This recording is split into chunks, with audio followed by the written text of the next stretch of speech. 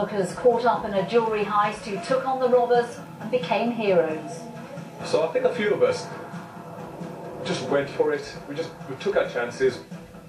Tonight the gang is in jail thanks to the men who wouldn't let them get away with an armed robbery. Also ahead, the mystery man who may have coached the London bombers.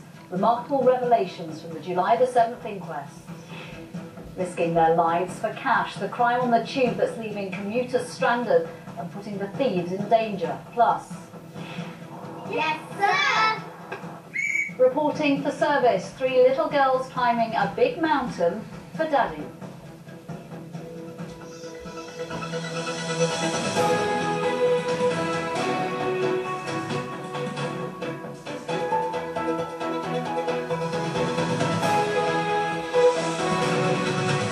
This is London Tonight with Nina Hussain. Good evening.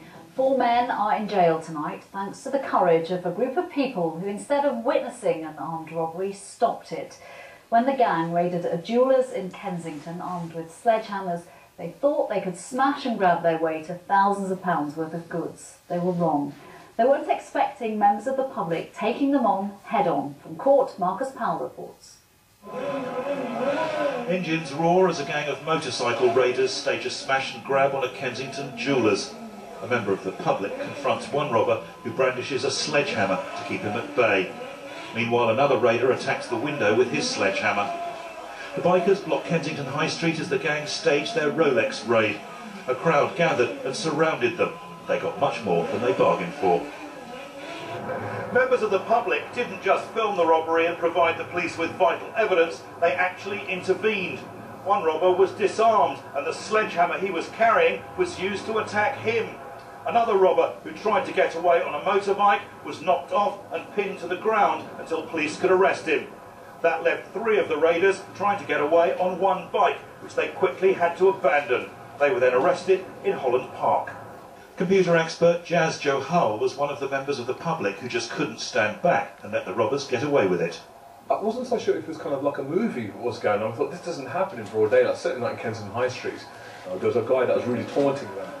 And if I or somebody else hadn't gone in, he would have been in real trouble. He would have been there by himself. So I think a few of us just went for it. We took our chances. We went for it. The sledgehammer was also very heavy. And in my mind, this guy was swinging his hammer, and it was taking him about 5 or 6 seconds to get the hammer back on his shoulder. So there's that part of me that thought, you know, shall I just do a rugby tackle on him and go for it? So as the robbers tried to escape and one member of the public picked up a discarded sledgehammer, Jazz grabbed hold of another one's getaway bike. Well, I'd like to say I was more brave than I was, but I literally grabbed the bike and with the intention of just wobbling it, but the guy just lost his balance. He was already off balance. I'd love to sit and say I'm the hero, but it was gravity and physics that took care of everything, really. And now he's come off the bike. What happened next? Well, he'd gone onto the floor, and there was that momentary, right, what should we do next? So then I thought, right, I'll dive on him, but there was bigger guys, more stronger guys that had already then pinned him down to the ground. And the Kensington Chelsea road sweeper, he did his job with his broom. I won't tell you what sharp bit went where, but there was plenty of people, so then I stood back and I just continued to photograph or film, you know, the whole mob coming in.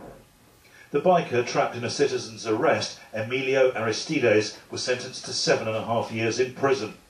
The others, Dominic Charles and Charles Knight, got the same prison sentences. Alfie Atherton got 7 years for this and another robbery.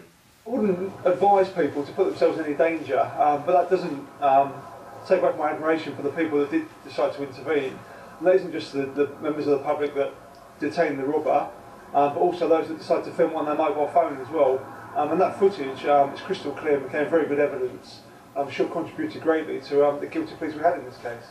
All of the 26 Rolex and Longines watches stolen, worth a total of £155,000, have now been recovered and are being returned to the jewellers.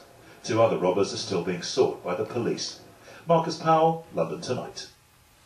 Still to come on London Tonight, the mystery man who may have been involved with the July the